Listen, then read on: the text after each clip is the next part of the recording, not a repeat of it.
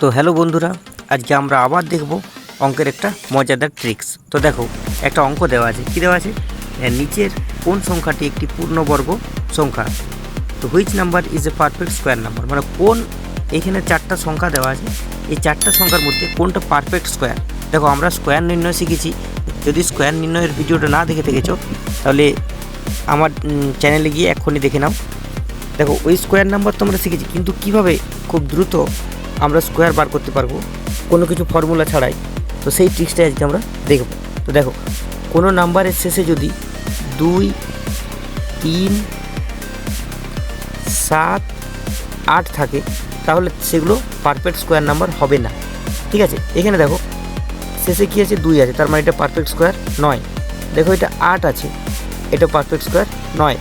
দেখো 7 আছে, এটাও দেখো পারফেক্ট স্কোয়ার হবে না।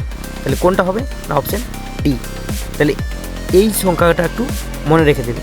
তাহলে বুঝতে পেরেছো? আশা করি ট্রিক্সটি ভালো লেগেছে। যদি ট্রিক্সটি ভালো লেগেছে তাহলে এটা তোমাদের জন্য। অ্যান্সারটা কমেন্ট বক্সে জানিয়ে। Thank you.